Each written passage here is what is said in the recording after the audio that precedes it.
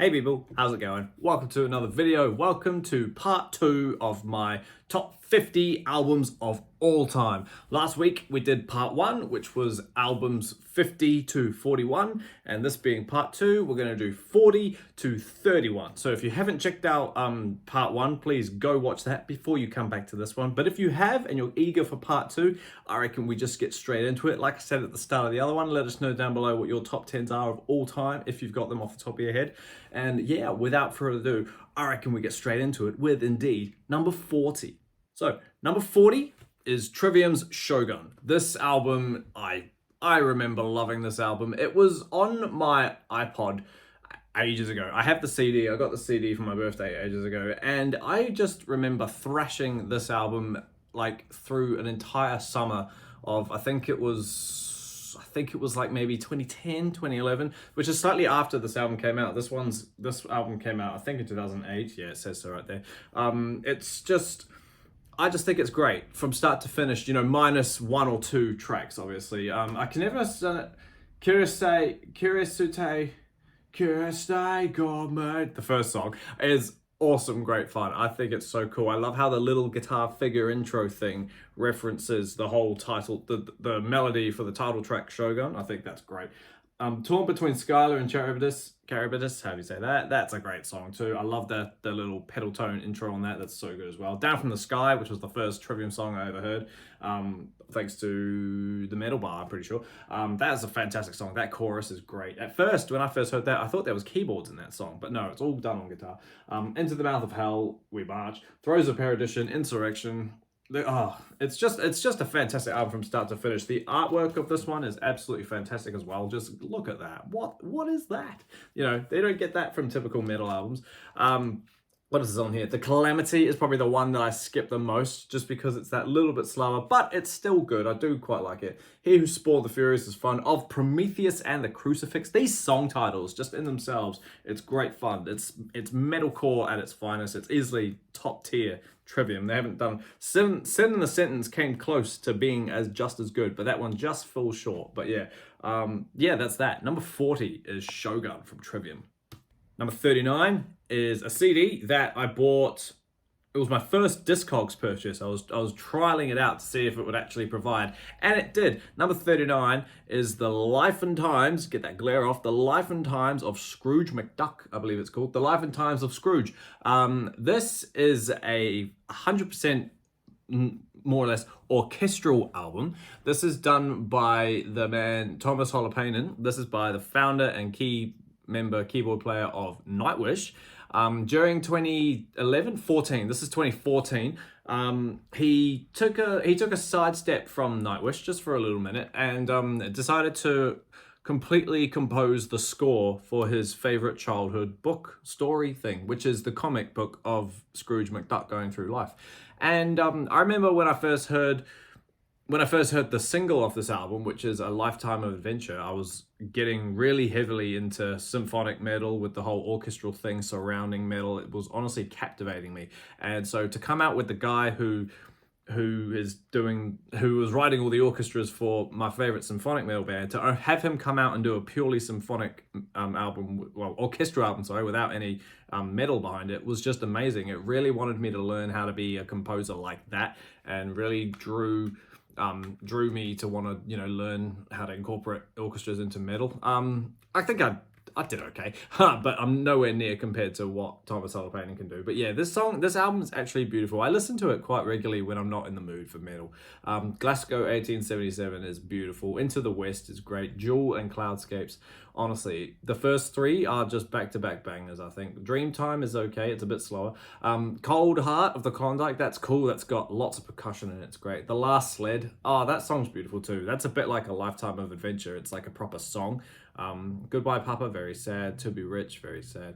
A Lifetime of Adventure, single, that's a great song. And Go Slowly Now, The Sands of Time. It's honestly a beautiful album. It's very captivating. If you're struggling falling to sleep, maybe put this on. It'll help you, relax and ease your mind and everything else. But yeah, it's honestly beautiful. I love it so much. Number 39, Life and Times of Scrooge. Number 38 is Visions of Atlantis with their latest album, Pirates. This one came out in 2022. This is my top rated album of that year. Out of all my top 10s, I put this at number 1. This album is just fun. Pretty much, like I just said, how I was getting into mad symphonic metal back then. You know, I still love symphonic metal, you know, to this day. I think it's one of the top genres. And as is my love for pirate metal. I love Pirate and Ailstorm and all that stuff, even Running Wild, you know, all the good stuff. So when I found out that Visions of Atlantis were going to drop an album called Pirates, I was like, wow, okay. You know, I was just all on board with it immediately. No, like from the first single to the final note on the album, it's just absolutely phenomenal. It's a great album. They're a great fun band. The first Visions song I heard was Journey to Remember, and I just remember that song being so cool. But yeah, Pirates Will Return's great. Melancholy Angel was fun. I like that one. But Master the Hurricane, that's the epic of this album. It's honestly so good. 7 minutes of just Nightwish mixed with Ailstorm. It's like if Ailstorm were a bit more serious in their playing and stuff, it would be great. This is what it would sound like. Obviously, this is a female fronted band. Clementine does an absolutely beautiful job on here. But yeah, Clocks is great. Freedom is beautiful. I love Freedom. It's like the ballad of like two people who can't be together, two pirates who can't be together. It's honestly beautiful. Legion of the Seas, good single. Wild Elysium, that's a great song as well. And then yeah, In My World, Mercy, Heal the Scars. Clementine really shines as a vocalist on side 4. 3 rather, yeah, double album, but there's only 3 sides of music. So yeah, if you haven't checked out this, I would highly recommend you. I've been meaning to check out more of their stuff. I just haven't got around to it. But yeah, I love this album so much. So yeah, number 38, Pirates, Visions of Atlantis. Now, if you remember from part 1, if you've watched that one, you remember that I talked about having a couple of nostalgia albums in here, like back from childhood and whatnot. And you could say that orchestral one was one of them, but this is like a definite one. This one dates back to another like family holiday one, as did the Tom Petty one in part 1. I'm talking about Oasis's Oasis's second album. What's the Story, Morning Glory? Obviously, definitely, maybe is the debut. But yeah, a bit like how I mentioned in the other video, Tom Petty is an artist where my whole family can listen to without it being put on, without it being like without anybody moaning. This album, I won't say the band, but this album is another one. This one was definitely a frequent user of like in our car holiday rides, and like, you know, it was always on. Whenever I hear this album, I go back to a particular holiday that we had in 2005 as a family on the beach. It was really fun. This is the famous album with Wonderwall on it and Don't Look Back in Anger. So right there in itself, memes aside, you know, they're good songs, but I don't need to hear them ever again. The other stuff on this album though is pretty damn good. Hello, the opening song. I think that's great. It's a great way to open that album with just hello, you know. Roll With It is pretty fun. It's a bit, well, I won't say it's weak, but it's a bit lighter. Do you know what I mean? It's not my favorite. Now, what's funny about this actual LP here, there's a song on here called Bonehead's Bank Holiday, which I won't lie, I had never heard before until I played this album. That's not on the CD. At least it's not on the CD that we've got. So hearing that for the first time was weird. I kind of get though why it's not on the CD. It's a bit obscene, if anything. Some might say that's a cool song as well. And also, if you're a Slade fan and you know the song Come On Feel the Noise, you may have noticed, I won't blame you if you haven't, but the Some Might Say riff is just Come On Feel the Noise slowed down. It's the same riff, but like Noel Gallagher said himself, you know, I'm not a genius, I'm just a fan of music, you know, there's only 12 notes anyway, kind of thing, you know. Cast No Shadow is beautiful. She's Electric, which is virtually a Kink song. That's really fun. Morning Glory, the title track, I think it's amazing. That's always been my favorite Oasis song. And obviously Champagne Supernova, the epic 7-minute closer. Yeah, it's a standout album. It's famous, still famous today, 30 years later. It's a great album. So yeah, that's where that one comes in. Number 37, I think. Number 36, we get back into heavy metal with Judas Priest's 1990 full-length debut album, Painkiller. Yeah, this is easily my top-ranked Priest album of all time. It's the song itself, Painkiller. Just good lord, that song is amazing. Just like the minute you put that on and you hear those drums, you just think, oh boy, we're on for an onslaught. Now, as amazing as that song is, I won't lie, no other song on this album matches the energy of Painkiller. I've said that in several videos before, but the album is still amazing. And because I'm not the biggest Priest fan, I ranked all their albums, but I still don't really claim myself to be a mad Priest fan. Painkiller, the song's amazing, and the album is a bit subpar to it, but it's still a great album nonetheless. Hell Patrol, I love that song. All Guns Blazing, that one is great too. I first heard that song before I heard this album, and I heard the Sabaton cover do it with Rob Halford. I thought that was great. Leather Rebel, that's fun. Nightcrawler, I love that song. Nightcrawler, that one's great. A Touch of Evil, Between the Hammer and the Anvil, One Shot of Glory. Honestly, it's a great album from start to finish. Yeah, I mean, like, Painkiller though does shine off everything else on this album, but the rest of it is damn good as well. So if you're weird and haven't checked out the full album of Painkiller, I would highly recommend it. So yeah, that's number 36, Priest, Painkiller. Number 35 is a sort of nostalgic one, not so much for holidays, but just for my youth, and that is My Chemical Romance's The Black Parade, obviously. Now, I did do a top 10 video of my I did a top 10 of my top 10 albums of all time, but as I said in the previous video, that one was very put together and didn't really think too much about it. I put this album in that top 10, so it's obviously a very important album in my life, but like, it's not top 10 now that I've sat down and thought about it, do you know what I mean? However, 2006 was the year this absolute monster came out, and it's just, to this day, 18 years later, it's still one of the best poppy, punky, emo-ish albums of all time. The concept behind this album is insane, about a patient having cancer and going through his life. That's the very short, abridged, abbreviated version. There's so many theories as to how this album intertwines and like what each song actually means. And yeah, we could do a video about that, maybe, but I'll need to do a lot more research before we do that. Literally track by track, it's beautiful. The end, fantastic way to open the album with the end. The patient himself is dying. And then goes into Dead, my favorite MCR song. Just the chords on that and the solo, it's great. The solo in there represents, well, not represents, but what's the word? Pays homage, I don't know, to Woody the Woodpecker. That's so fun. Sharpest Lives is great. How I Disappear is a fantastic song too. Obviously the title track, well, the semi-title track, Welcome to the Black Parade. The one I don't love on here is I Don't Love You and Cancer. That one is a bit boring, but it's got its place, do you know what I mean? Same with the other stuff, like Famous Last Words, it's great. Disenchanted as well. What else is on this album? Oh, Mama. Mama is fantastic as well. It goes Dead and then Mama. I love Mama that much. It's so good. And obviously I've just noticed as well, Teenagers. You know, that's gone off memory as well. There's no track listings on this actual album, so that's pretty impressive. And it's got the bonus track Blood as well, so that's just funny. Yeah, you know, it's just one of those iconic albums from my my 14, 15-year-old phase. So yeah, number 35, I think, 36, I don't know. I've lost count. I haven't got a list anywhere. Chemical Romance is The Black Parade. I probably don't need to tell you to listen to it because I know you've already done it at least once in your life. But yeah, maybe go re-listen to it. It's really good. The Black Parade. Number 34, some brutal death metal, Cannibal, and their fantastic 1992 album off the top of my head, I think. Tomb of the Mutilated. I again ranked all of Cannibal's albums. You can guess where this one went. This one went pretty damn high. Everything from the album cover to the first note of Hammer Smashed Face, just all the way down to Split Wide Open and Necropedophile.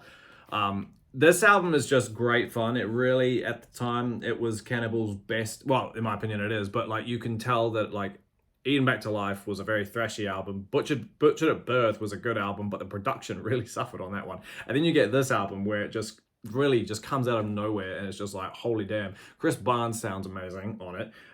The production on it is great. They're sounding brutal as hell, and like obviously they're taking the next level with all their song titles and song content.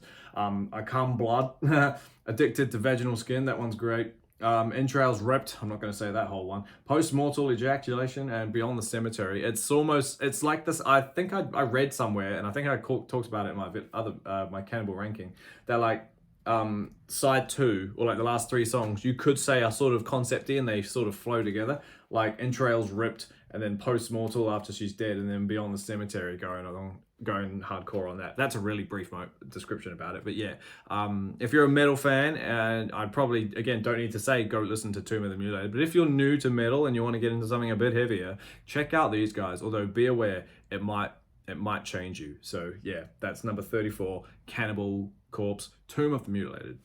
Number 33 is my favorite Marilyn Manson album of all time, and that is The High End of Low. I know it's a weird one to have as your favorite Manson album, but I won't lie, again, this, from a nostalgic point of view, was, at the time, a album that I really, really needed to hear, which I mentioned about in the other video. I forgot what album I was talking about when I heard that. But yeah, this is a very slow, it's a very simple Manson album. There's not too much, there's not a lot of, there are obviously Manson elements on it, like screaming and industrial-esque vibes, but overall I would say it's a very calm album. It's a very personal album for him, and it's just very, as you can say, it's very emotional in a way.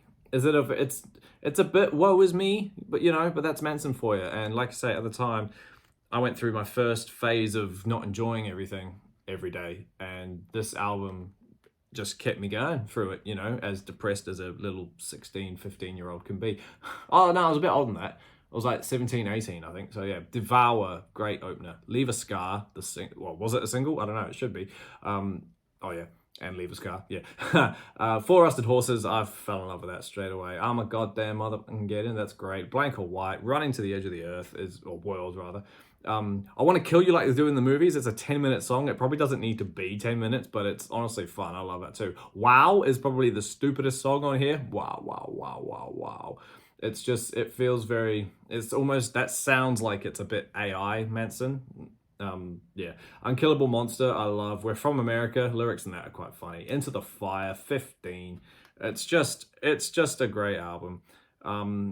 Yeah, I still play this one quite regularly too. Not because I'm depressed or anything, but just because it's a beautiful sounding album. And like I say, if you're not in the mood for thrash and anything hardcore like Cannibal, albums like this that just make you want to chill and just be like, yeah, just kind of take in life. You know what I mean? It's a great album. That's The High End of Low from Marilyn Manson, number 34, I think.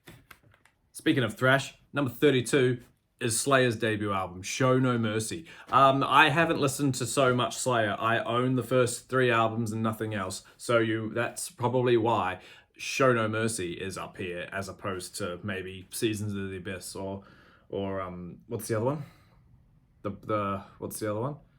I was going to say Heaven Upside Down, but that's a Manson album. What's the other one called? South of Heaven. Sorry, that's it. But yeah, this album is great. I love, obviously, Maiden are my favorite band of all time, so the massive heavy metal, new wave of British heavy metal influence that this album's got is probably half the reason why I love it so much. Evil Has No Boundaries, The Antichrist, and Die by the Sword. I think side A is awesome.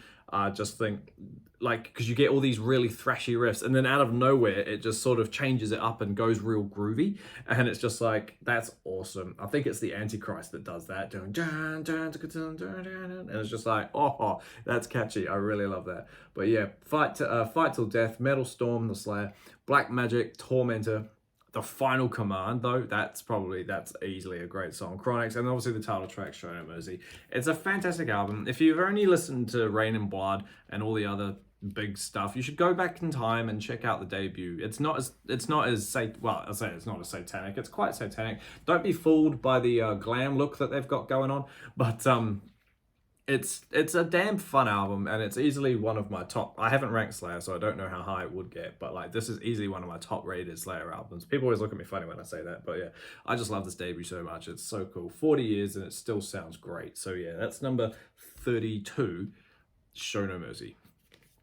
And then number 31, the last album for this week's entry, is black metal Immortal, At the Heart of Winter. This is a top 5 essential black metal album of all time, in my opinion. This one is almost concept-y. It looks very concept-y. The album artwork is fantastic. It's not fully concept. Well, it is concept-y and it's not.